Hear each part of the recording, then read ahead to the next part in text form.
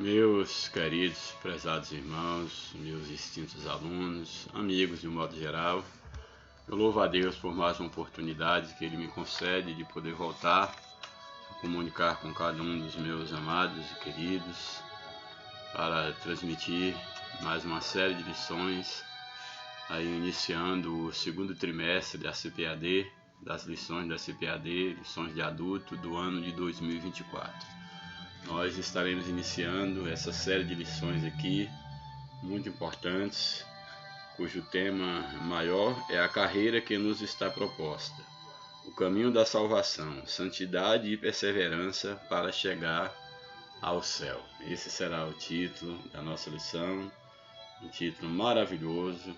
Deus nos dará a oportunidade de grandes experiências através aqui desse tema tratado nessa lição. A lição desse trimestre ela é composta por 13 lições, como a maioria das revistas. O comentarista da lição desse trimestre é o pastor Osiel Gomes, já um conhecido aqui no comentário das nossas lições. Ele será o comentarista da lição desse trimestre. É uma lição que eu espero em Deus que nós possamos aprender bastante nessa série de lições. A primeira lição é o início da caminhada. A segunda lição, a escolha entre a porta estreita e a porta larga, um título bastante interessante. Lição 3, o céu, o destino do cristão. Lição 4, como se conduzir na caminhada. Lição 5, os inimigos do cristão. Lição 6, as nossas armas espirituais. Lição 7, o perigo da murmuração. Lição 8, confessando e abandonando o pecado, muito importante. Lição 9, resistindo à tentação no caminho. Lição 10, desenvolvendo uma consciência de santidade. Lição 11, a realidade bíblica do inferno. Lição 12, a bendita esperança. A marca do cristão. E a lição 13, a cidade celestial. São uma série de lições que nos aguardam aí. Espero que você tenha aí a felicidade de acompanhar aqui toda a lição, todas as lições dessa revista. E abrindo aí essa série de lições, nós temos então para hoje a lição de número 1, de 7 de abril de 2024. A lição ela traz como título o início da caminhada. Muito importante porque nós estaremos aqui tratando sobre o nosso objetivo maior, que é os céus. E a Bíblia, o próprio Jesus, durante o seu ministério, ele usou muitas figuras de linguagem para trazer ensinamentos no mundo espiritual. E uma das figuras de linguagem que Jesus utiliza é exatamente o caminho. Ele mesmo disse ser o caminho. Jesus, em um dado momento, ele disse a porta, que é o início do caminho. Ele disse ser o caminho e ele disse também ser a vida, que é o final da nossa caminhada, a vida eterna. Portanto, nessa lição nós estaremos aprendendo um pouco sobre o início da caminhada. Entenda-se aqui a caminhada cristã, a caminhada com Deus. É importante nós observarmos, inclusive a lição aqui, não sei se dá para vocês perceberem, ela tem aqui um trilho, uma espécie de trilho onde passa aí uma máquina, um trem de ferro chamado, uma locomotiva, como queiram, e o fim dessa caminhada nós temos aqui lá no horizonte um reflexo, uma luz forte e temos uma cruz. É interessante porque a nossa caminhada, na verdade, ela não só termina com a cruz, mas ela começa com a cruz. Mas quero crer que a ideia de uma cruz no horizonte ela nos traz o sentido de que nós devemos, ou para quem nós devemos olhar para Cristo que está à nossa frente. A Bíblia diz que Ele é o autor, Ele é o consumador da nossa fé, e os nossos olhos tem que estar postos nele. O texto bíblico nos orienta que nós devemos levantar e andar, porque não é aqui o nosso descanso. Então a nossa caminhada começa na cruz. Jesus é a cruz, Jesus é a porta, ele é o caminho que também é a cruz, ele é o final do caminho. Porém essa cruz, é importante observar aqui que ela está vazia. Ela é apenas uma representação de que Cristo ali, ele conquistou a vida eterna, ali ele entregou a sua vida e ela está vazia porque Jesus ressuscitou. Ele não está mais pregado numa cruz. Portanto, é necessário que nós tenhamos cuidado, e aqui a lição coloca o início da caminhada. Bem interessante também, porque quando você pretende fazer uma viagem, você necessariamente tem que dar o pontapé inicial. Então é o início do caminho, ao meio do caminho e ao final do caminho. E tudo isso é Jesus. Ele é o início, ele é o meio e ele é o fim do caminho. Ele é a própria caminhada, o caminho que nos leva a Deus. E aqui, quando a lição ela propõe falar sobre o início da caminhada, é muito importante, porque nós temos que entender que nós devemos entrar pelo caminho correto. Diferente do adágio popular que se tornou vulgarmente, que todo o caminho vai a Roma, que era um outro sentido, era no sentido de vaiar, mas vamos tomar o nosso provérbio popular. Nós podemos, por exemplo, se tomarmos aqui, por exemplo, aqui a cidade onde nós moramos, aqui em Vitória da Conquista, existem muitos caminhos ou muitas ruas que nós podemos tomar para chegar até o centro da cidade. Porém, para o céu só existe um caminho, não é a religião, não é o homem, esse caminho é Jesus. Então é interessante você estar bastante seguro em quem você tem crido e do caminho que você está seguindo, porque não existe vários caminhos que levam o homem a Deus. Só existe um caminho que leva o homem a Deus, e esse caminho é Jesus Cristo. E aqui eu não estou falando de religião. Por que Jesus Cristo? Porque à luz da palavra de Deus, todos os filhos de Deus pecaram, morreram no pecado. E o próprio Deus, ele reconcilia o homem consigo mesmo através do seu Filho Jesus Cristo. Então, só estando em Jesus, só através de Cristo, o homem volta a Deus.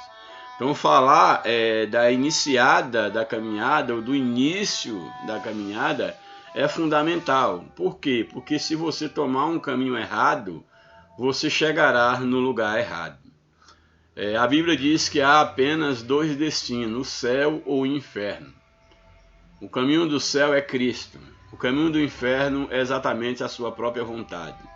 Você fazer tudo aquilo que te parece bem aos seus olhos, que o mundo oferece, é você andar de acordo à vista dos seus olhos, seus prazeres, de acordo às regras ou às não regras que esse mundo pratica ao seu bel prazer.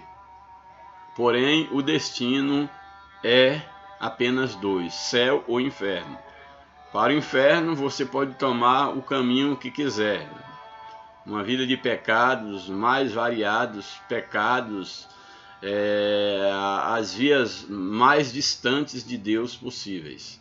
Porém, para o céu, você só pode tomar um caminho, e esse caminho é a cruz. Esse caminho é o caminho da graça que você inicia nessa jornada mediante a fé no sacrifício de Deus pela humanidade, que é Jesus Cristo.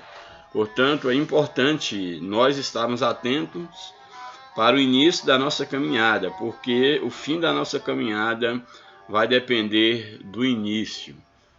Por quê? Porque o projeto e o trajeto já está todo traçado por Deus em Cristo Jesus.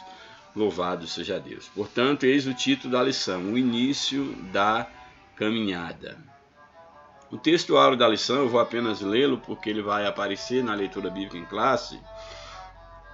Está em João 3, um texto bastante conhecido, que nos diz o seguinte: respondeu Jesus, ou respondeu e disse-lhe, Isso aqui Jesus respondendo a alguém que o procurou. Jesus respondeu e disse-lhe: na verdade, te digo que aquele que não nascer de novo não pode ver o reino de Deus. Louvado seja o nome do Senhor. A verdade prática da lição nos apresenta: o novo nascimento marca o início da jornada do crente em Cristo Jesus ou em Jesus Cristo. Aqui, uma vez que a lição trata sobre o início da caminhada, aqui o comentarista, assim, de uma maneira muito acertada, ele coloca na verdade prática que esse início da caminhada ele se dá exatamente com o novo nascimento. Não é possível ninguém iniciar a caminhada com Cristo ou andar ao lado de Cristo, estar andando na caminhada sem que primeiro ele tenha nascido de novo, ele tenha tido um encontro com Cristo. Então, se você quer certificar, se você já está caminhando com Cristo, você tem que ter a convicção ou a experiência do novo nascimento. Se você não nasceu de novo, você ainda não iniciou na caminhada espiritual. Portanto, muito importante essa verdade prática. O novo nascimento marca o início da jornada do crente em Jesus Cristo. Então, nós começamos a caminhar com Jesus, não é quando nos tornamos religiosos, não é quando nós conquistamos um título de batizados inseridos numa igreja, ou de obreiro, de pastor, de evangelista, de apóstolo, de missionário, não. Nossa caminhada com Cristo não começa com títulos humanos, não começa com carreiras. A nossa caminhada começa exatamente aos pés da cruz, novo nascimento, reconhecimento de pecado, busca pelo perdão dos pecados, busca da salvação naquele que é o único meio, que é o Cordeiro de Deus que tira o pecado dos homens. Portanto, o início da nossa caminhada começa com o novo nascimento. Louvado seja o nome do Senhor. A leitura bíblica em classes se encontra no livro de João, capítulo 3, verso 1 até o verso de número 8. Esse texto vai falar sobre o encontro de Nicodemos, de um homem, um fariseu, um religioso, um mestre das Escrituras. Ele teve um encontro com Jesus à noite. Ele procurou Jesus, mesmo sendo um religioso, mesmo tendo um conhecimento teórico das Escrituras, mas ele ainda não conhecia Jesus. Ele ainda não havia nascido de novo, não tinha iniciado a sua caminhada com Deus. Portanto, ele vai procurar conversar com Jesus. A princípio, parece que o que ele buscava era mais um diálogo, uma espécie de uma troca de, quem sabe, um debate teológico,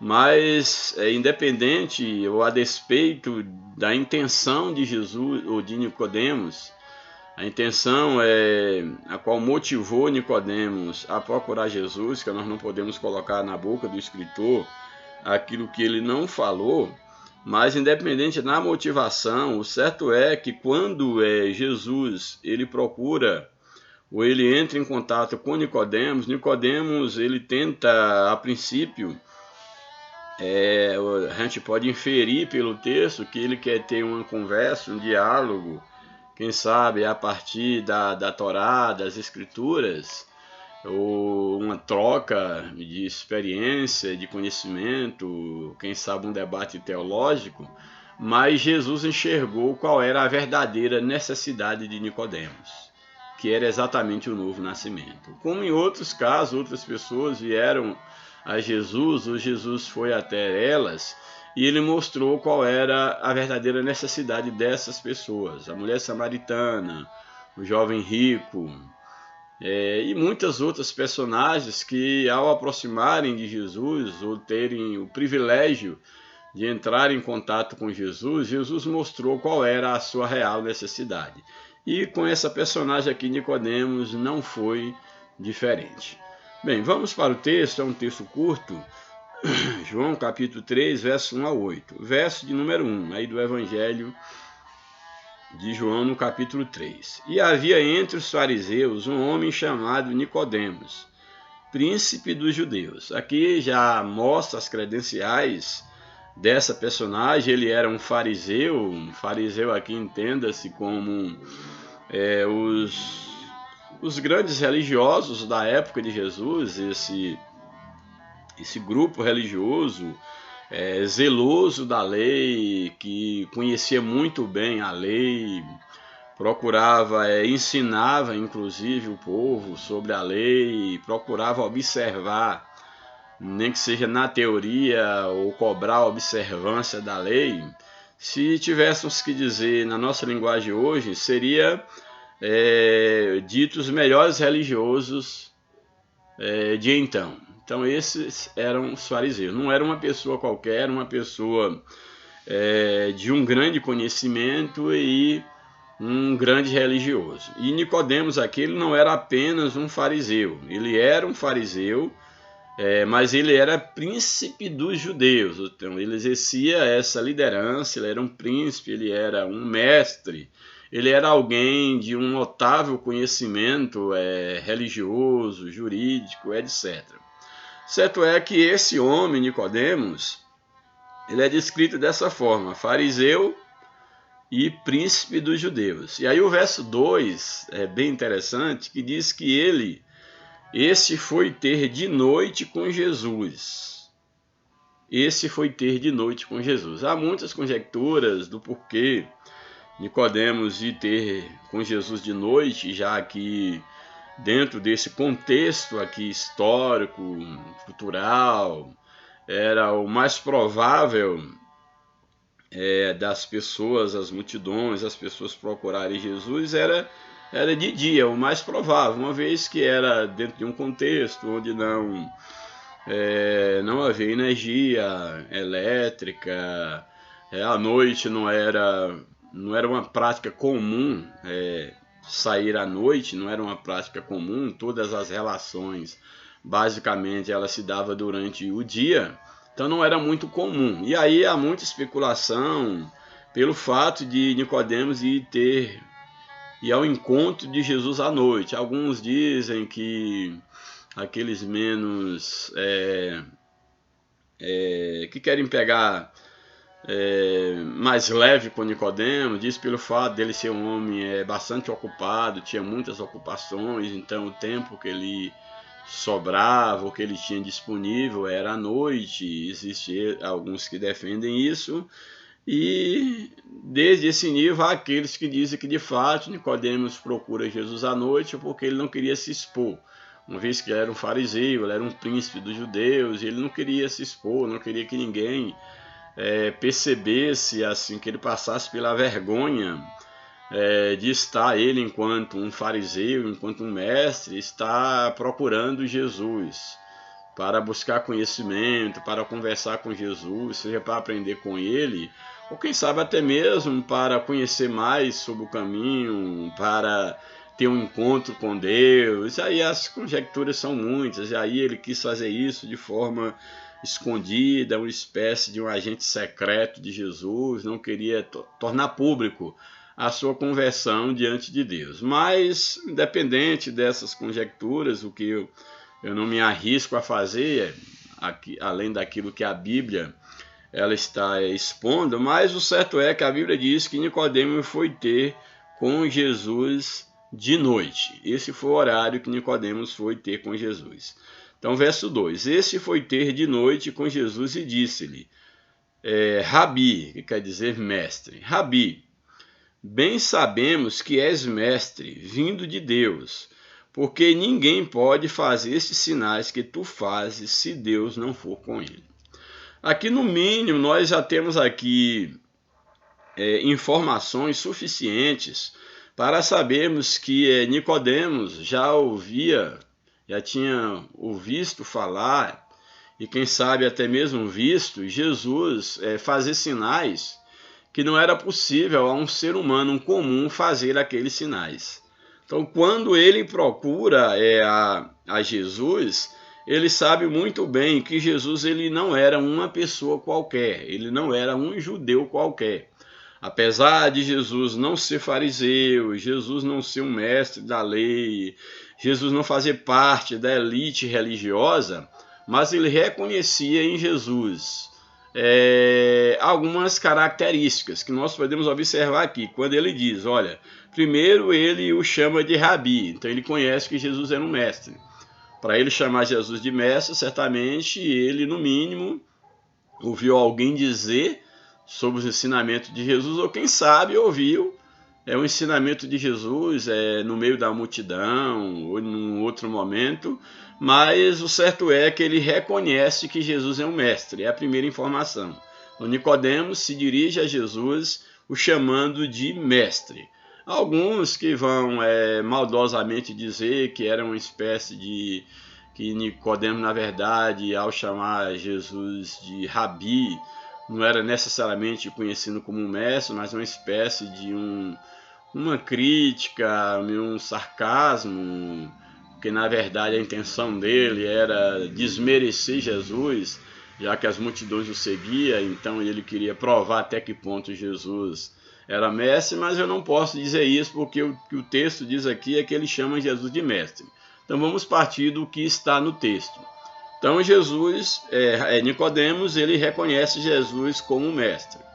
Então ele diz, Rabi, mestre, bem sabemos que és mestre vindo de Deus. Aqui ele já faz uma diferença. Olha, tu és um mestre e sabemos que tu não és um mestre formado nas escolas dos fariseus.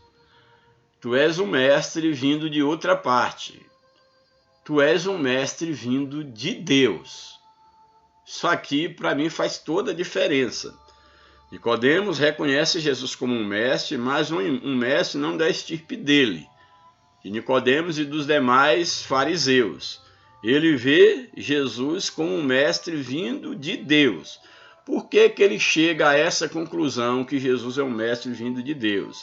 Ele vai logo à frente dizer, porque ninguém pode fazer esses sinais que tu fazes se Deus não for com ele. Ou seja, ninguém é possível realizar os sinais, certamente aqui as curas, os milagres que Jesus fazia, e eu creio também, aqui por minha conta, que a própria autoridade com que Jesus ensinava, porque sabemos que o ministério de Jesus ele era realizado através da palavra, os sinais que eram operados, as curas que eram operadas, a maneira dele falar.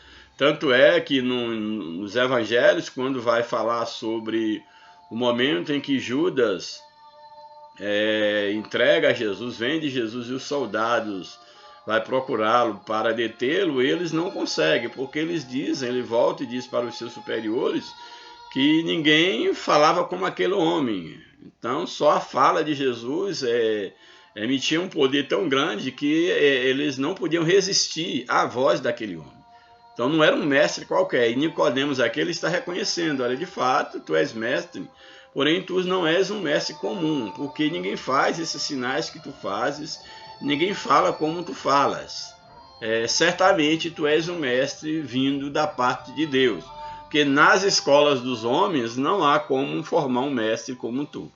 Então seria essa a leitura, vamos dizer assim, trocando a miúdos o que Nicodemos está reconhecendo em Jesus. Tu és mestre, mas és um mestre vindo da parte de Deus, porque ninguém pode fazer esses sinais que tu fazes se Deus não for com ele.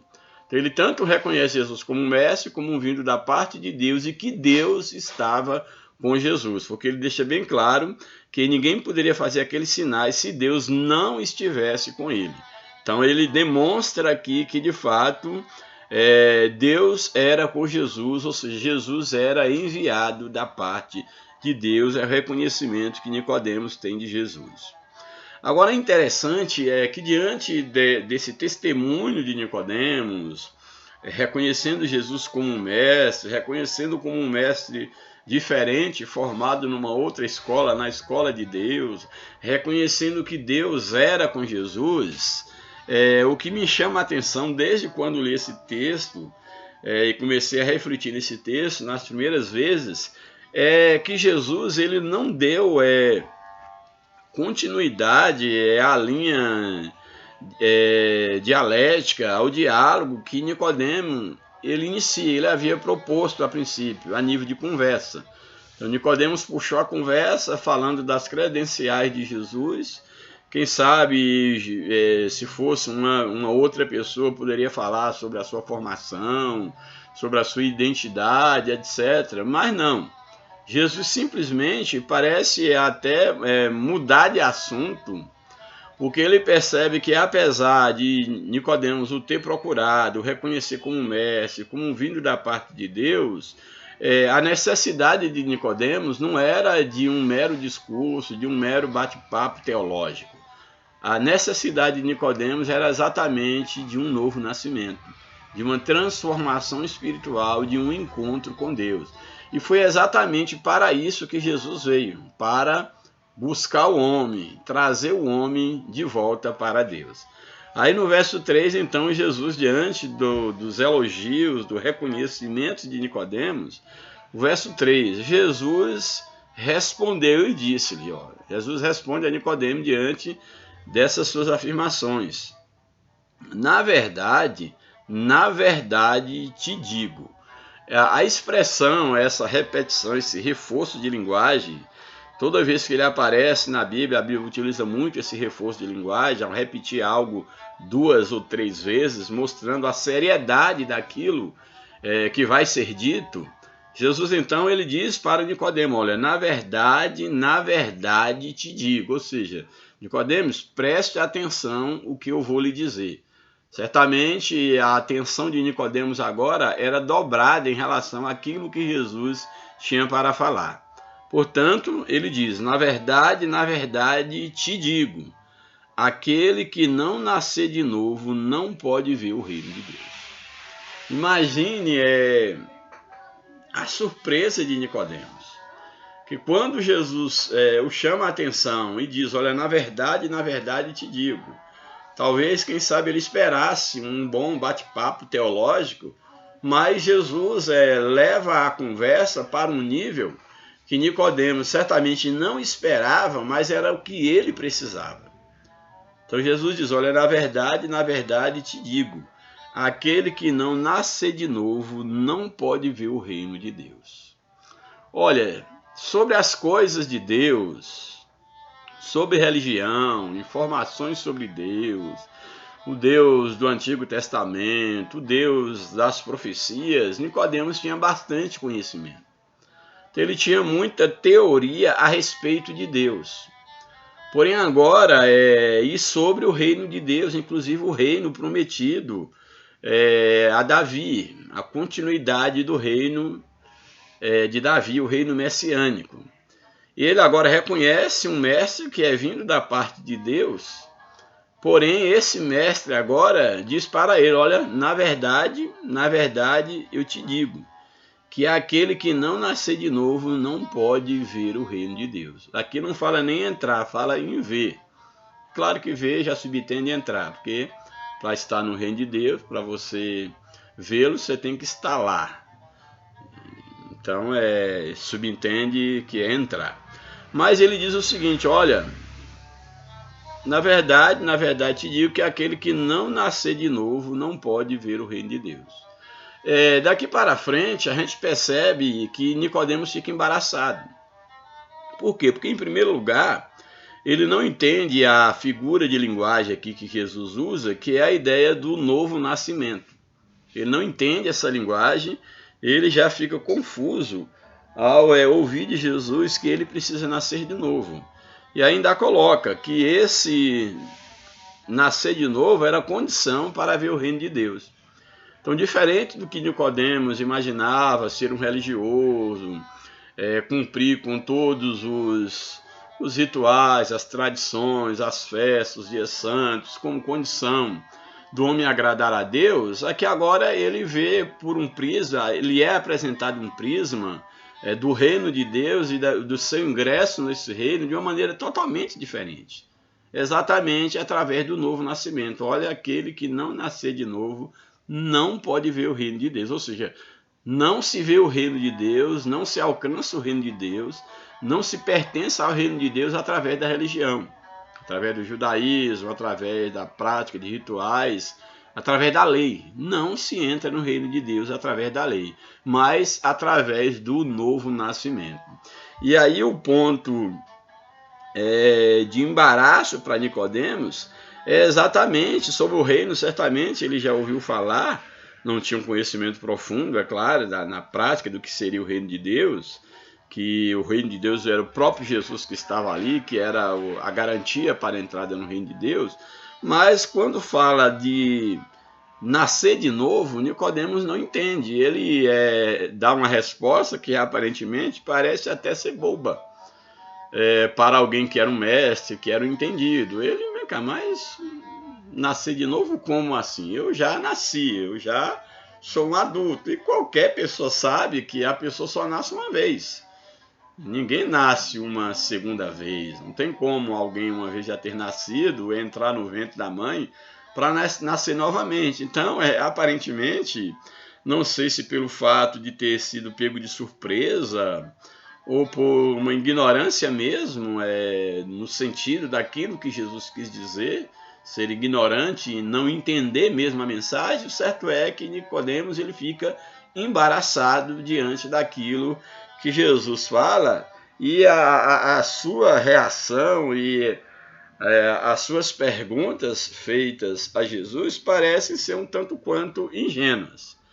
Então, diante dessa realidade, aí Nicodemos vai e responde. Disse-lhe Nicodemos: mas como pode um homem nascer sendo velho? Como pode um homem nascer sendo velho? Se ele já é velho, como é que ele pode nascer? E nem se fosse criança também, não podia nascer novamente, entrar no ventre da mãe. Então Nicodemos, como um leigo agora, ele pergunta: mas como pode um homem nascer sendo velho?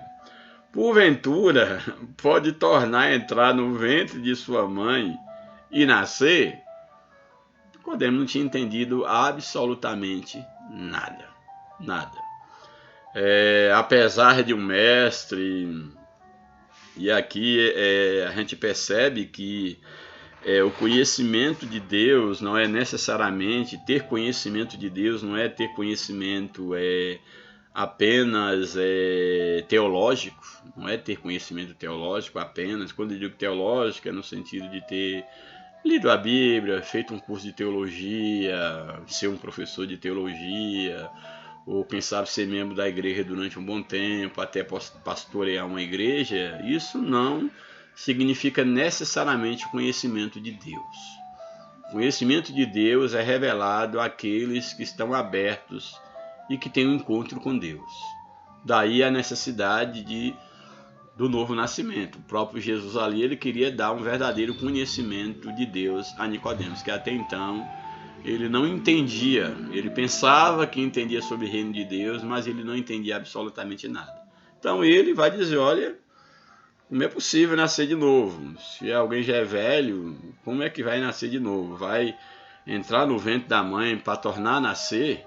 É isso que é nascer de novo? Então ele não entendeu absolutamente nada.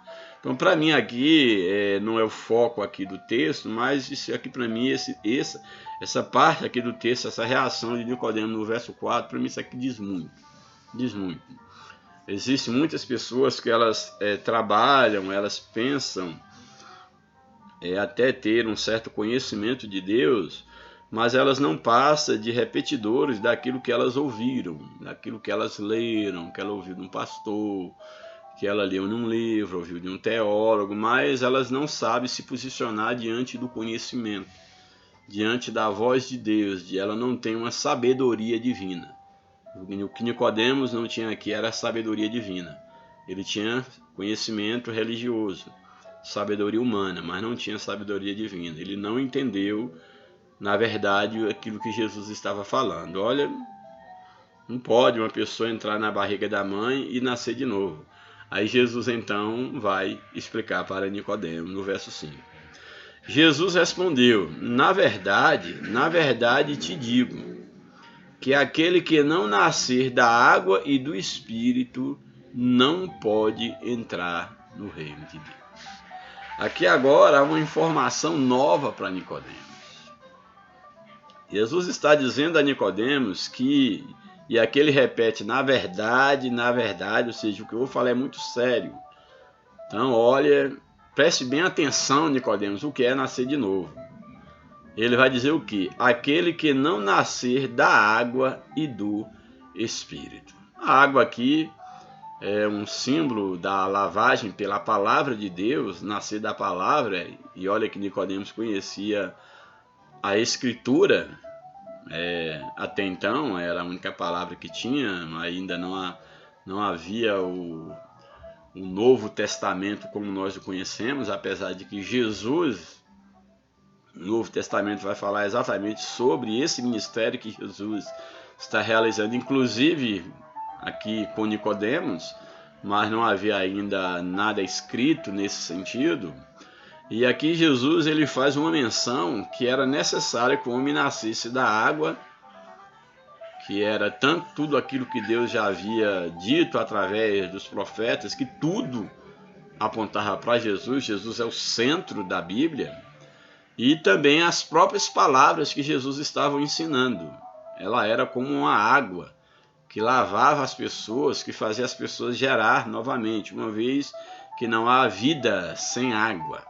Então Jesus está dizendo, olha, aquele que não nascer da palavra, da água e do Espírito, aqui com letra maiúscula, Espírito Santo, que é o agente que aplica a redenção na vida do homem, ele está dizendo, olha, Nicodemos, aquele que não nascer da água e do Espírito não pode entrar no reino de Deus. Ou seja, aquele que não experimentar uma transformação, uma mudança, aquele que não nascer através da palavra e do Espírito Santo, que aplica as boas novas que eu estou te ensinando, e tudo aquilo que a Escritura diz a meu respeito, aquele que não ter essa experiência com Deus, de ser lavado pela palavra, de ser alcançado, transformado pelo Espírito Santo, ele não pode entrar no reino de Deus. É isso que Jesus está dizendo a Nicodemos. E aí, no verso 6, ele diz, porque o que é nascido da carne é carne. Então, esse tipo de nascimento que você falou é um nascimento carnal. Nasce só uma vez, mas aquilo que é nascido da carne é carne. E dentro de um contexto maior, nem a carne nem o sangue herda o reino dos céus. Ou seja, Jesus está dizendo a Nicodemos, aquilo que é nascido da carne perece aqui. O que é nascido da carne é para entrar em contato com essa esfera. Por isso que você precisa nascer do Espírito, você precisa nascer de novo. É um nascimento espiritual que eu estou te apresentando. A minha proposta neste mundo, enquanto mestre vindo da parte de Deus, é levar os homens a nascerem espiritualmente. Porque mesmo eles estando vivos, fisicamente, espiritualmente, eles estão mortos. Todos os filhos de Deus morreram em Adão, morreram no pecado. Adão ali não é o indivíduo homem Adão. Adão ali, o próprio nome Adão se refere à raça, ao gênero humano. Então a humanidade, ela pecou, a humanidade morreu. Portanto, esse nascimento físico é o nascimento da carne, é para esse mundo aqui. Mas para o homem voltar a ter contato com Deus, ele tem que nascer de novo. Mas de que forma? Fisicamente não. Ele tem que nascer espiritualmente, porque em termos espirituais ele morreu. O homem é composto de uma parte material e de uma parte espiritual. A parte material, no caso de Nicodemos, estava ali, viva. Mas a parte espiritual, ela já havia morrido. Nicodemos era morto espiritualmente. E o que Jesus propunha a Nicodemos e aos demais era exatamente um nascimento espiritual, um novo nascimento. Ou seja, haviam morrido espiritualmente e agora em Cristo eles podiam nascer de novo e serem adotados na família de Deus, uma vez que todos os filhos de Deus por criação morreram em Adão. Todos os filhos de Deus, todos os homens morreram em Adão. E só é possível todos voltarem a viver única e exclusivamente através de Jesus. É isso que Jesus está ensinando a Nicodemos. Portanto, o que é nascido da carne é carne, e o que é nascido do Espírito é espírito. Aí ele diz: não te maravilhes de ter dito, necessário vos é nascer de novo. Ou seja, não fique espantado pelo fato de eu ter dito que você precisa nascer de novo. Você não entendeu, ficou espantado, como pode um homem velho entrar no ventre da mãe e nascer de novo? Porque não é isso que eu estou falando. Então não fique espantado, o que eu estou te falando é de um nascimento diferente, é um nascimento espiritual. E aí o verso 8 ele é fantástico, quando Jesus diz o seguinte: olha, o vento assopra onde quer. Uma outra metáfora aqui, que Jesus pega agora falando do vento. O vento assopra onde quer, ouve-se a sua voz, a voz do vento, mas não sabe de onde vem o vento e nem para onde vai o vento. Assim é todo aquele que é nascido do Espírito. Aqui o vento, aqui é tomado como sendo uma representação da ação do Espírito Santo, da transformação, da experiência do novo nascimento. É como um vento, que você sabe, você sente o vento, como aqui o texto diz, o vento assopra onde quer, você ouve a voz do vento, você sente o vento, mas não sabe de onde ele está vindo e nem qual o caminho do vento, para onde ele está indo. Assim é todo aquele que é nascido do Espírito. Olha, esse é um dos textos mais profundos que eu acho na palavra de Deus, no sentido de ensinamento para a vida diária do cristão. Porque olha aqui, que o texto aqui toma o vento como uma metáfora de que você de fato sabe que o vento existe, você ouve a voz do vento, você até sente o vento na sua pele, mas você não sabe o caminho do vento, de onde ele está vindo, para onde ele vai. E aí Jesus está dizendo que da mesma forma é o novo nascimento. Da mesma forma é a experiência de nascer no Espírito ou pelo Espírito Santo. Assim é todo aquele que é nascido do Espírito. Olha, o que nós temos aqui e que podemos falar, assim, traduzir com nossas palavras, já que é algo tão profundo e talvez as nossas palavras não são suficientes para traduzir, daí Jesus usava uma figura de linguagem, falando do vento, esse elemento da natureza que todos sentem, mas não sabe de onde ele vem, nem para onde vai, não sabe o caminho do vento. Assim é todo aquele que é nascido do Espírito.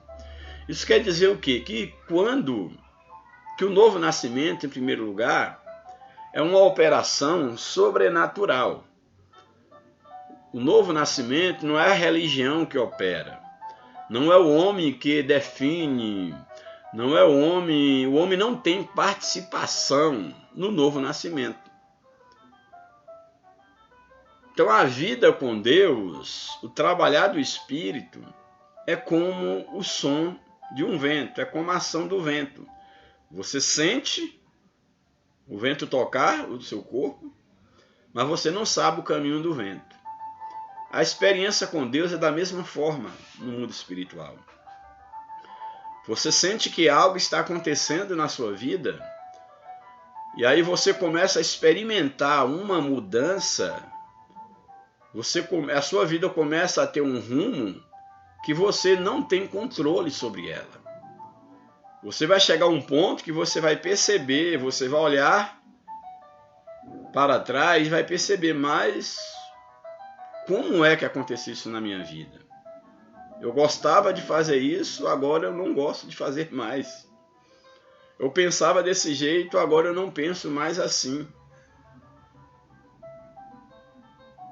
Eu tinha esses sentimentos, mas agora não tenho mais. Eu desejava isso, mas agora não desejo mais. Está compreendendo? Então a mudança na vida espiritual, a experiência do novo nascimento, como toda experiência é individual, só passando por ela para saber o que é nascer de novo. Isso a religião não tem poder de operar. A igreja não tem poder para fazer isso. Por melhor que ela seja, por mais bíblica que ela seja, a igreja em si, a religião em si, ela não pode operar o novo nascimento na vida do homem. O papel dela é mostrar Jesus, é ensinar a palavra de Deus. Mas tanto querer quanto efetuar é uma obra de Deus através do Espírito Santo. A Bíblia diz que é o Espírito Santo quem convence o homem do pecado, da justiça e do juízo. Ou seja, toda transformação verdadeiramente espiritual, quem opera é o Espírito Santo na vida de uma pessoa. Não adianta a religião impor regras, impor normas, e a pessoa observar todas as normas da religião, como se isso desse condição à pessoa agora a ter nascido de novo, a fazer parte do corpo de Cristo. É necessário que nós tenhamos consciência que fazer parte do corpo ministerial de uma igreja, ser membro de uma igreja, fazer parte do ministério de uma igreja, seja do pastorado, da liderança, do presbitério, seja lá o que for, isso não é nenhuma garantia de que nós fazemos parte do corpo de Cristo, do corpo espiritual. Então, o novo nascimento está ligado diretamente ao ato de fazer parte do corpo espiritual de Cristo, e não de um corpo denominacional, institucional. Então, o novo nascimento não é religião que opera. Quem opera é o Espírito Santo. E esse operar é como a experiência aí do vento, que você começa a sentir, mas não sabe o caminho do vento, nem de onde vem e nem para onde ele vai. Assim é a experiência com Deus, com o novo nascimento. Ou seja, quando nós somos alcançados por Deus, e é bom deixar bem claro que a obra do Espírito Santo ela começa de dentro para fora, nunca de fora para dentro. Então qualquer pessoa que acha que nasceu de novo porque ela decidiu nascer de novo, porque ela foi convencida pelo discurso da religião, do pastor, do padre, seja lá de quem quer que seja, fez um discurso bonito, aí ela foi persuadida pelo discurso, e aí ela começou a frequentar e a vestir roupa igual a roupa que os crentes vestem, ou o católico veste, aí fazer as mesmas obrigações, comprar uma Bíblia, falar as mesmas palavras, cantar os mesmos cânticos, ofertar, dizimar, fazer tudo aquilo que a religião propõe e que deve fazer. Cada pertencente a um grupo religioso deve fazer, afinal de contas você tem que se adequar ao grupo ao qual você pretende participar. Porém, nós não podemos confundir isso com o novo nascimento, não podemos confundir. É possível que alguém ele esteja frequentando uma igreja, ele esteja ali ofertando, dizimando, evangelizando, seja batizado nas águas, se torna membro da igreja, se torna um pastor, se torna uma liderança, evangeliza, faz tudo, mas nunca tenha tido um encontro com Deus, nunca tenha nascido de novo. Isso para mim é muito preocupante porque nós percebemos, na realidade, nós percebemos pessoas que infelizmente elas estão participando de uma determinada denominação. Então é possível nós termos pessoas que elas participam de uma determinada denominação, esteja ali há muito tempo participando, inserida, e ela nunca tenha experimentado o novo nascimento. E muitas das vezes por culpa da própria liderança, porque às vezes ensinam as pessoas a serem religiosas, a cumprir minimamente com os compromissos para se tornar membro de uma determinada denominação. E aí a pessoa ela acostuma, às vezes se torna amiga do povo, está ali no meio do povo, e às vezes já encontra também muitas pessoas também que não tiveram a experiência do novo nascimento, e aí as pessoas vão chegando e não experimentam nenhuma mudança espiritual na vida. Eu me preocupo muito porque nós percebemos que isso hoje tem se tornado uma realidade. quando você começa a ver o comprometimento das pessoas com Deus e com o próprio grupo, o qual ele congrega, você vê um compromisso muito fraco.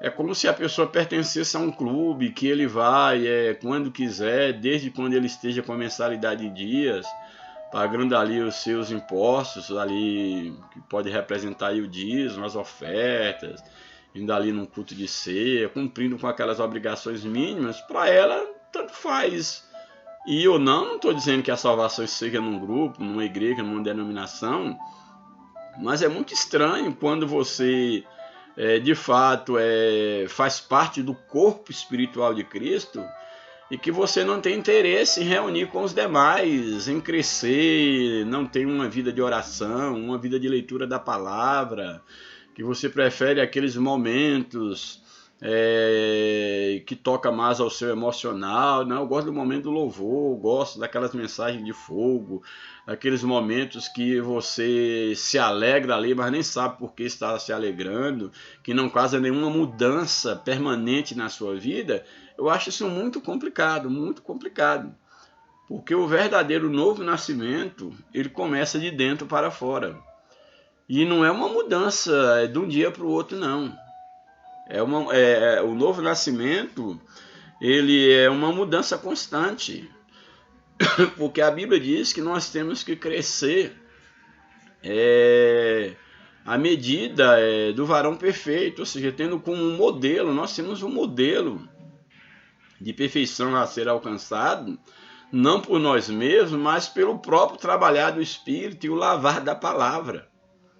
Então, de repente, alguém se diz convertido, mas ele não tem uma vida de busca, de consciência de pecado. Alguns acham que levantou a mão numa igreja, está ali participando, que eles não precisam mais mudar de vida, não precisa crescer espiritualmente. Parece que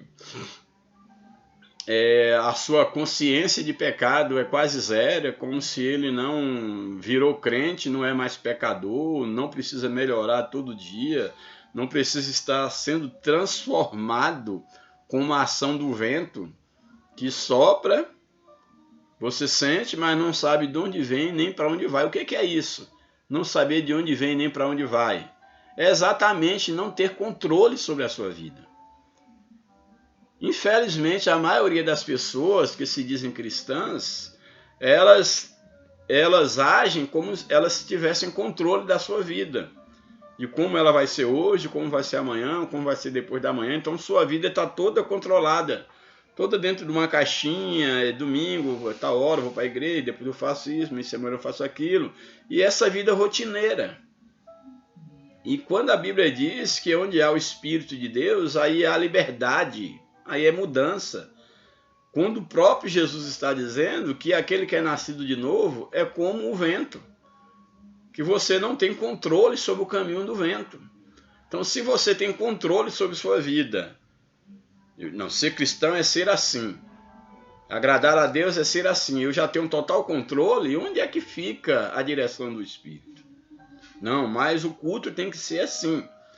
Já fizemos um caixote, Deus tem que agir dentro dessa metodologia, porque nosso grupo religioso, a nossa denominação descobriu a metodologia, a liturgia que cabe ao Espírito Santo, e ele tem que agir necessariamente dentro dessa tradição.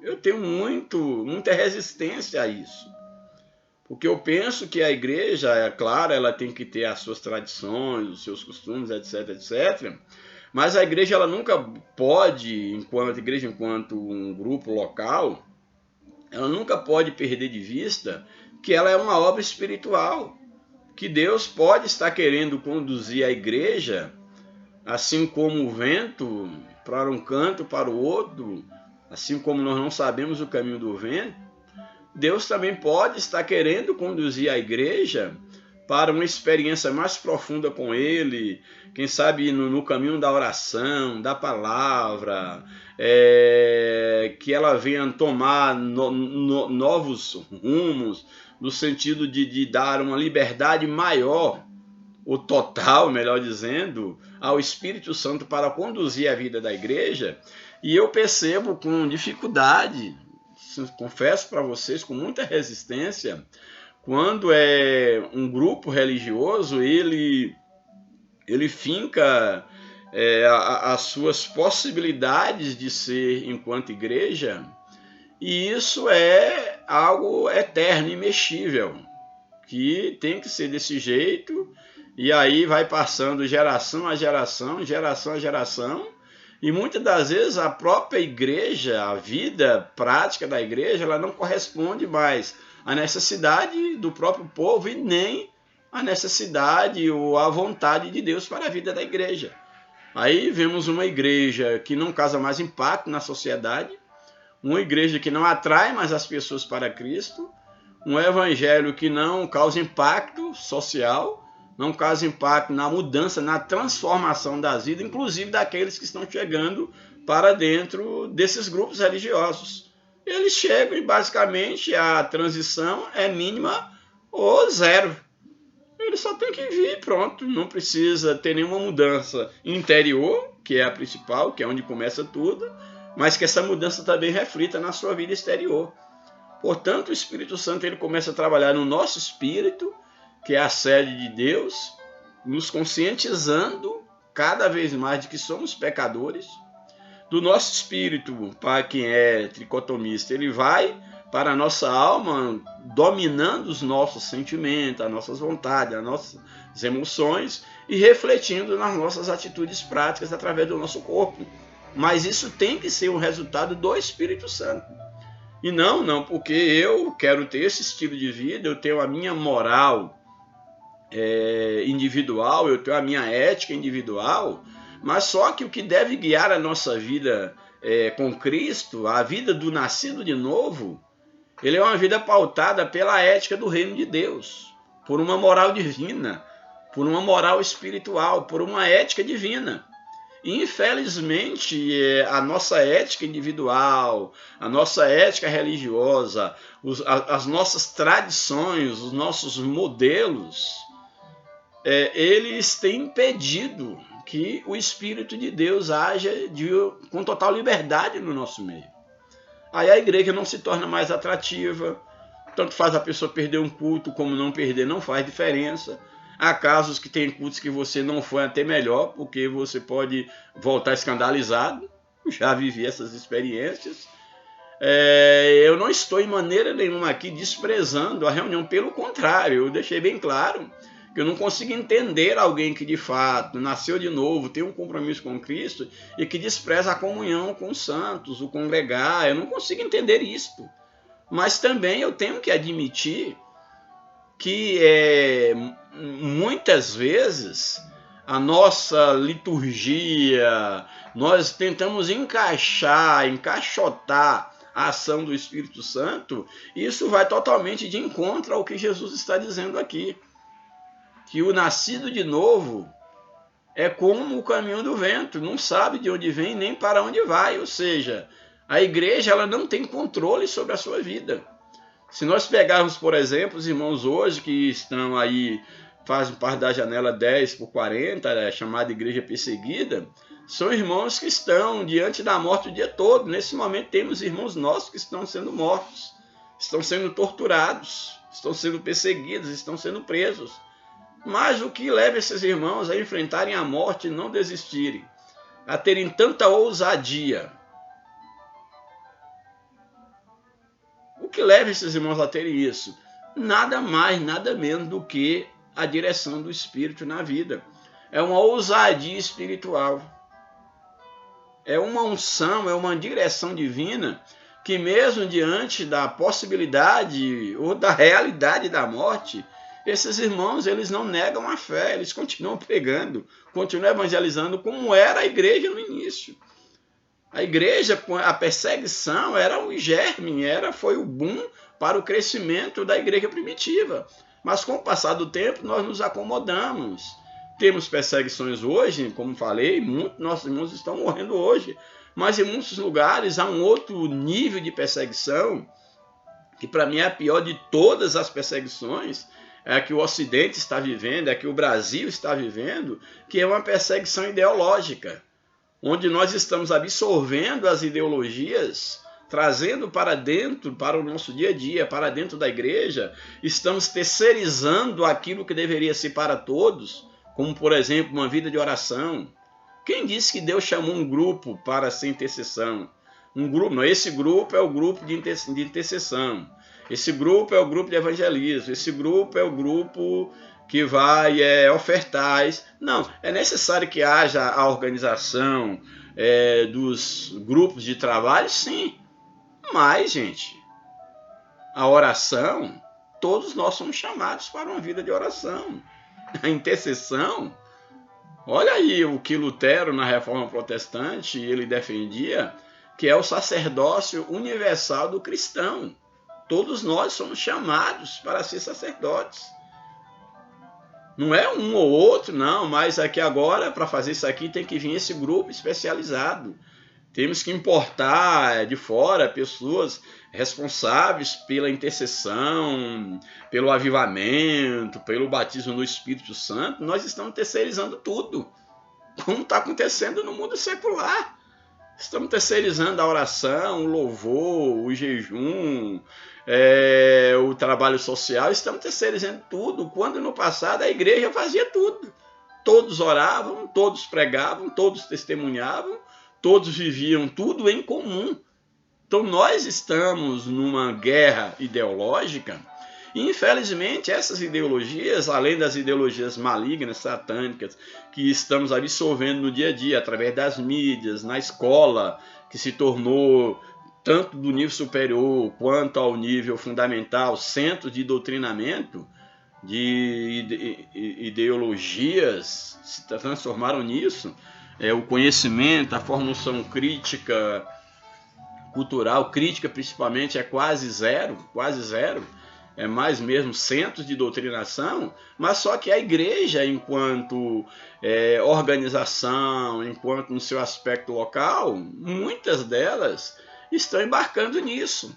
Então não estamos vivendo uma perseguição física, no caso no Ocidente, mais especificamente falando, e no Brasil, mas estamos em meio a uma grande perseguição cultural, ideológica, e não nos damos por conta disso. Estamos sendo vencidos por isso. E aí onde fica o nascer de novo, o novo nascimento, é a igreja. Subentende que a igreja é um conjunto de pessoas que nasceram de novo, nasceram do Espírito, é o corpo de Cristo. Onde está a liberdade do Espírito Santo? Onde está a liberdade do Espírito Santo para passarmos horas e horas diante da palavra de Deus, estudando a palavra, para passarmos horas e horas na oração, no jejum e na oração? Hoje tem-se uma ideia de que jejuar é ficar com fome. Isso não é jejum, irmão. O jejum bíblico não é isso. Aí a pessoa, não, eu estou trabalhando, mas hoje eu estou jejuando, estou aqui com o estômago roncando, mas como está tendo jejum, eu tenho que ficar com fome. Isso não é jejum. Biblicamente falando, o jejum ele está lado a lado com a oração. É você ter aquele momento onde você para tudo, onde você deixa tudo, para você poder ali dedicar a sua vida ali à oração, à leitura da Bíblia, se abster de uma alimentação pelo tempo que você aguentar, é claro. Não se deve fazer sacrifício de tolo, mas o que nós temos observado é que nós temos entrado por um caminho onde nós temos controle do que é servir a Deus, do que é ser igreja, do que é, entre aspas, ser nascido de novo, que não tem nenhum respaldo bíblico. Por quê? Porque se o nascido de novo, ele é como o vento, que não sabe de onde vem para onde vai, isso não é só no sentido quando eu tenho um encontro com Jesus. Não. Durante toda a nossa existência, enquanto nascidos de novo, nós não temos domínio sobre a nossa vida. Então você que é cristão, fiel, temente a Deus, que a cada dia aproxima de Deus e tem consciência plena de pecado, de que você é um pecador, não se surpreenda, não se escandalize se as coisas não estão saindo como você planejou. Se você achava que ia ser de um jeito e Deus está te conduzindo para outro jeito. Se isso está acontecendo, dê graças a Deus. Dê graças a Deus porque você não está no controle da sua vida. Você não sabe o que vai acontecer com você amanhã. Você não tem domínio no que Deus vai fazer com você hoje, amanhã, ano que vem. Você vai viver cada dia debaixo da dependência de Deus. Deus conduzindo você na sua vida espiritual, na sua relação com Ele, com o outro, com a família, no emprego, na universidade, nos seus relacionamentos, na sua vida. Mesmo porque o nascido de novo, o verdadeiro cristão, aquele que nasceu de novo, ele não tem duas vidas. Aqui começa a vida secular e aqui começa a vida espiritual. Aqui é o profano, aqui é o sagrado. Aqui minha vida secular não pode misturar com minha vida espiritual. Não existe duas vidas. Um nascido de novo só tem uma vida, é a vida nova, é o novo nascimento. E essa vida é para ser vivida em qualquer lugar, inclusive dentro da igreja. Mas não exclusivamente na igreja, em todo canto. Então, o que Jesus está passando para Nicodemo é exatamente isso. Que aquele que é nascido de novo, ele é nascido do Espírito, e ele não sabe de onde vem e nem para onde vai. Eu detive um pouco aqui, porque é a primeira lição, como está falando aqui sobre o início da caminhada, para deixar bem claro que você inicia a sua caminhada com um novo nascimento, e esse novo nascimento é para a vida eterna. Você vai iniciar como nascido de novo, andar na caminhada como nascido de novo e chegar aos céus como nascido de novo. Não é uma vez nascido de novo, nascido para sempre, aí eu já nasci, estou completo, já nasci, não. Ninguém nasce para ficar criança. Você vai nascer, mas você vai crescer. Não é assim as fases da vida? A infância, a pré-adolescência, a adolescência, a juventude, a fase adulta e a velhice. Na vida espiritual, nós temos que ter essa consciência dos estágios. Você nasceu de novo, mas você nasceu de novo. Como é que você está dentro da sua carreira espiritual? Ainda como uma criança, como um bebê, você tem uma carreira a seguir. E isso quem vai realizar é exatamente o Espírito Santo. Bem, vamos para a lição. Vou procurar não me delongar demais. A introdução da lição, o comentário, a introdução diz o seguinte: nesse trimestre estudaremos a jornada do cristão.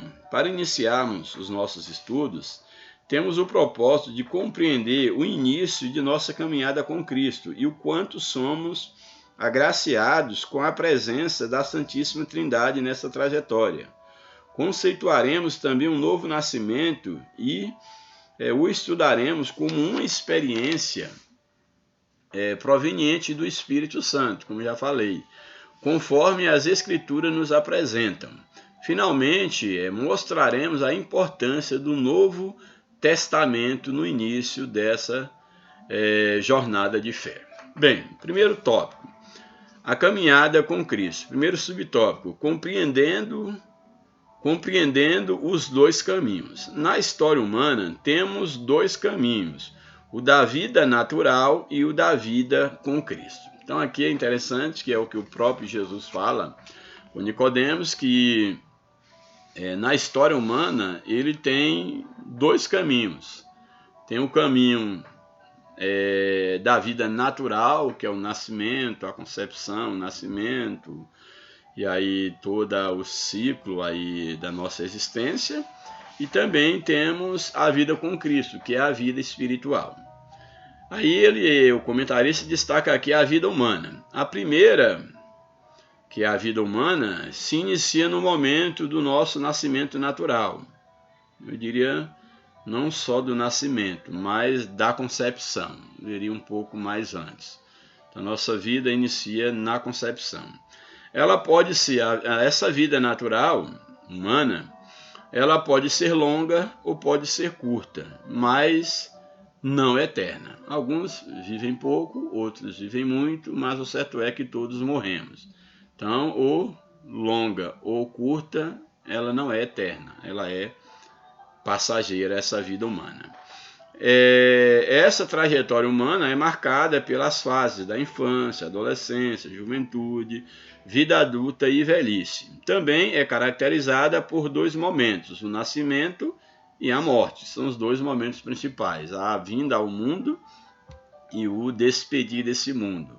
É o que marca aí a nossa existência física material, chamada aí de vida material. Então, ela é caracterizada por esses dois momentos, que é o nascimento e a morte. É a esse tipo de jornada da vida que Jesus se refere quando diz: o que é nascido da carne é carne. Então, quando Jesus diz o que é nascido da carne é carne, ele está dizendo exatamente isso. Aquilo que é nascido da carne tem um início e tem um fim, porque é carne. Nasce do pó e para o pó volta. Agora, a vida com Cristo. A vida humana pode se tornar uma jornada maravilhosa quando convidamos o Senhor Jesus para fazer parte dela, que é a vida espiritual, a vida com Cristo, que é o novo nascimento. A nova vida com Cristo é o começo de uma nova história de felicidade verdadeira e de plenitude no Espírito. Entenda-se felicidade verdadeira não com a felicidade humana. Ser feliz no conceito humano é você ter tudo aquilo que você almeja. Mas essa não é a verdadeira felicidade. A verdadeira felicidade é você ter, ela começa de dentro para fora. A verdadeira felicidade é você voltar a ser imagem e semelhança de Deus. É a total realização, porque o homem é um ser incompleto, ele está em busca. E às vezes, na maioria das vezes, ele nem sabe o que ele busca, ele nem sabe o que ele precisa. Ele não sabe. O homem, ele angustia, segundo Kierkegaard, exatamente porque ele não é uma coisa, um objeto, e ele nem é Deus. Ele é um ser incompleto, um ser que está, que não se define. E aí vem o desespero, vem a angústia, vem o sofrimento. Então, nesse caminho aí, esse vazio, essa angústia que o homem tem, ela só será suprida se de fato ela se encontrar com Cristo, se ele se voltar para Deus, se ele recuperar a sua identidade de imagem e semelhança de Deus. Só nisso o homem ele vai conseguir se encontrar e se livrar da angústia, do desespero, de não saber. Ele sabe não ser uma coisa, não ser um animal qualquer, como também ele sabe não ser Deus, que ele não é Deus. Daí ele sofre, exatamente porque ele se afastou de Deus. Ele perdeu o vínculo com o Criador. E aí Cristo veio exatamente para restaurar esse elo, quebrado. Então a nova vida com Cristo é o começo de uma nova história de verdadeira felicidade e plenitude no Espírito. Nessa vida há novos propósitos, novos pensamentos, novas esperanças. Afinal, nos tornamos um ou uma filho ou filha de Deus. Esse tipo de jornada de vida que a esse tipo de jornada de vida que o nosso Senhor refere quando diz: o que é nascido do Espírito é Espírito. Então, você tem uma necessidade espiritual que ela nunca será preenchida, inclusive pela religião. Ela só será preenchida por Deus.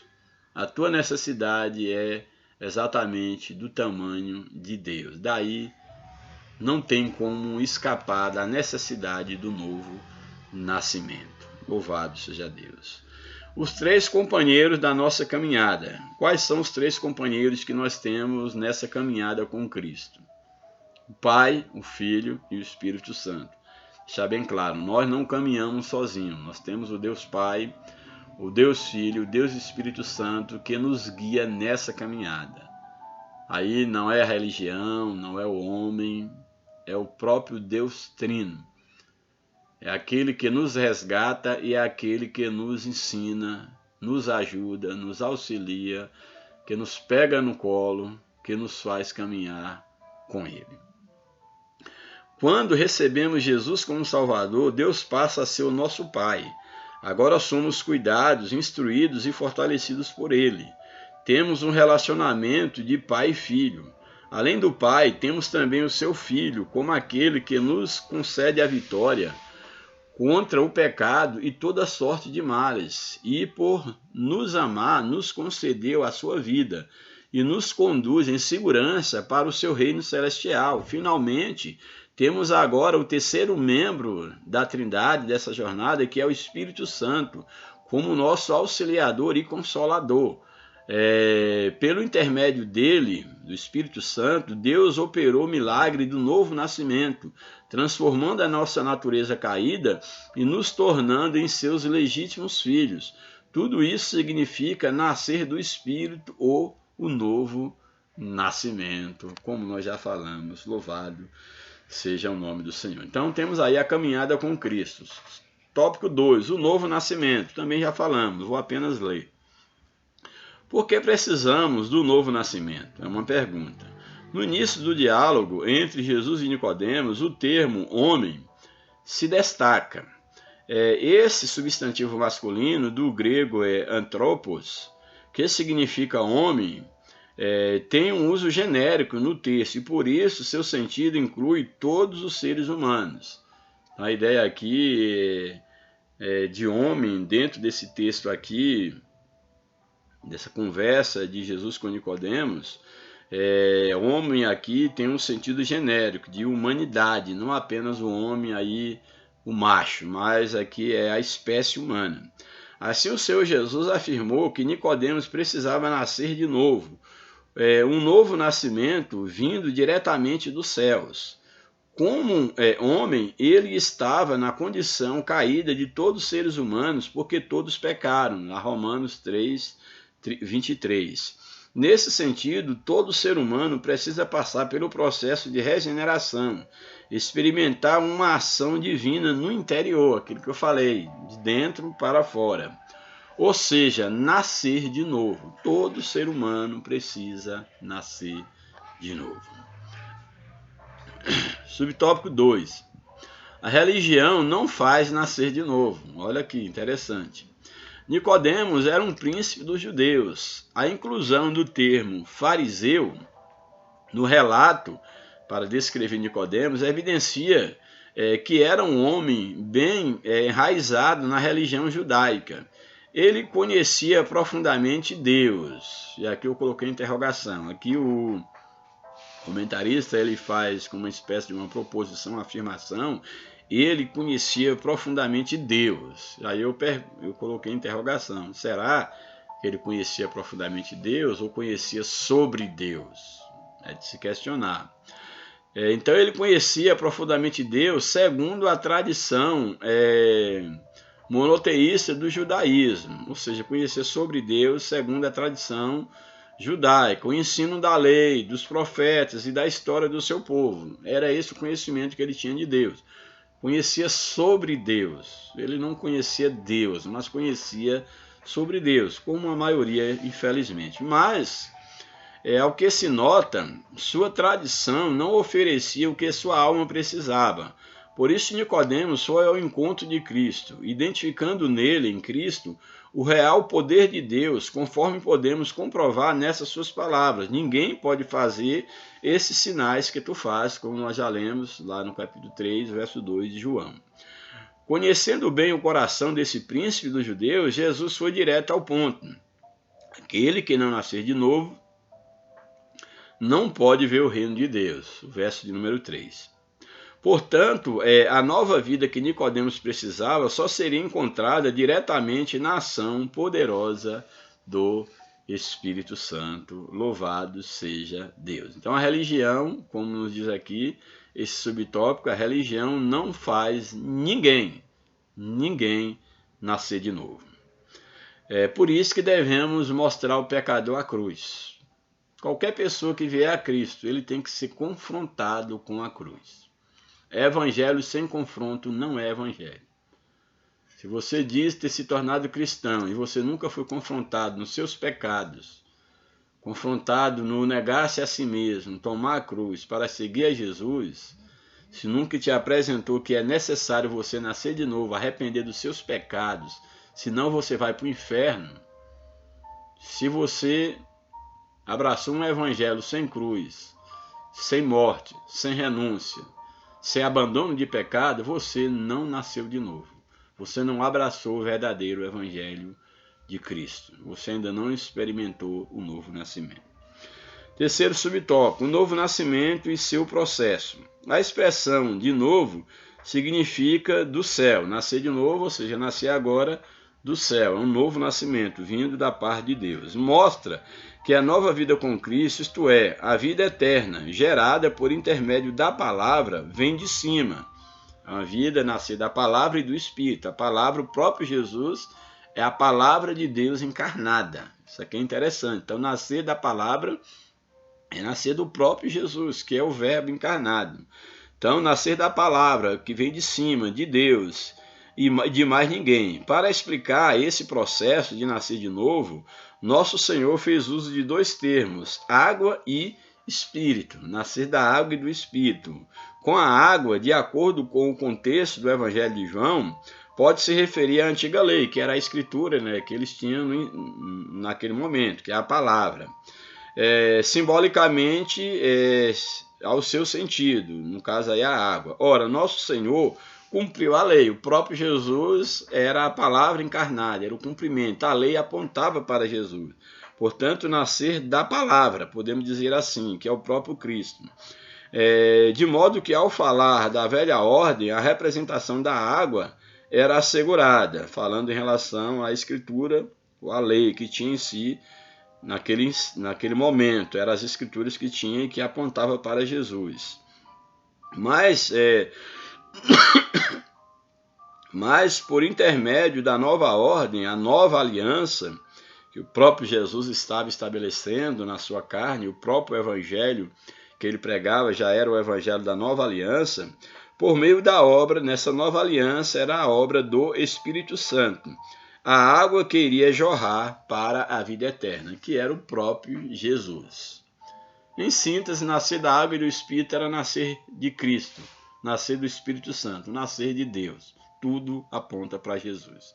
Com o Espírito Santo, nosso Senhor faz uso analógico do vento, do grego pneuma, que quer dizer espírito ou vento. Ninguém pode vê-lo nascer, nem para onde vai. Ninguém vê o vento nascendo, nem para onde vai, mas pode senti-lo. Semelhantemente, a vida com Cristo se inicia pela regeneração, genal, que é ser nascido, como obra do Espírito Santo que transforma pessoas pela fé em Cristo. Esse processo é um milagre do alto, é um mistério da fé. O novo nascimento é um mistério. Tanto é que Nicodemos não entendeu, ou não entendia.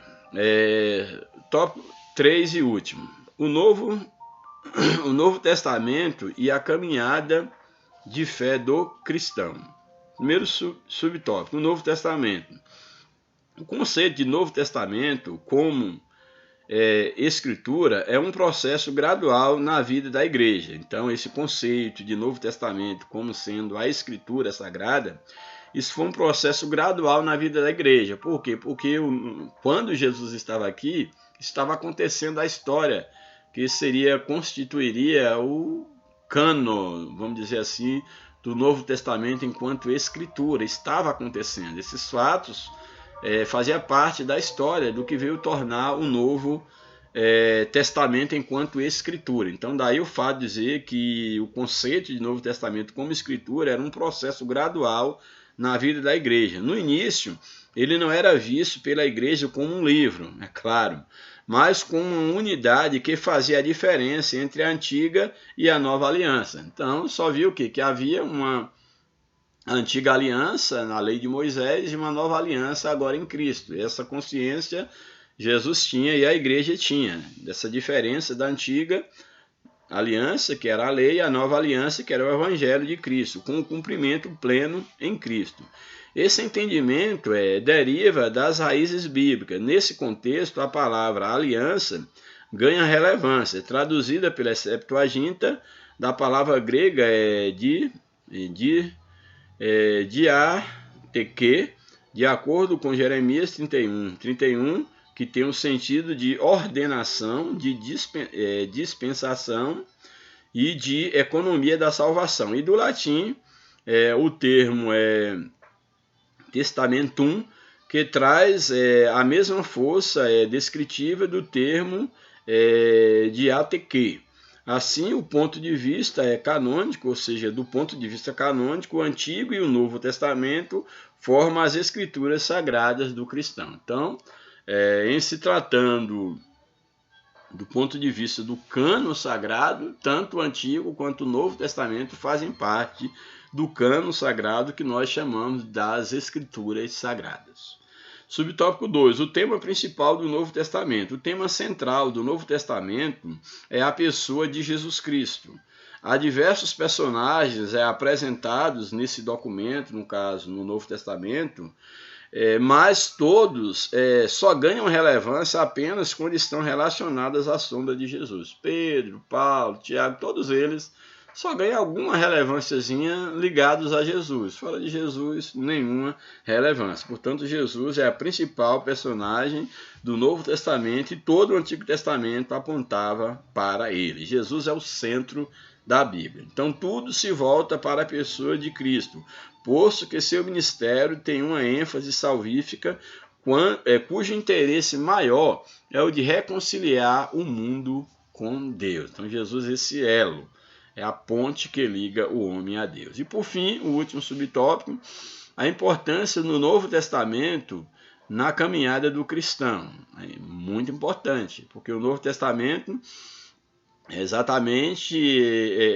torna a vida cristã algo totalmente, o processo da salvação totalmente conhecido, porque no Novo Testamento nós vimos o cumprimento de todas as profecias, aquelas messiânicas, aquelas referidas. O Novo Testamento ele joga luz sobre o Antigo Testamento, que falava sobre Cristo, algo que os próprios profetas falavam, mas não entendiam plenamente.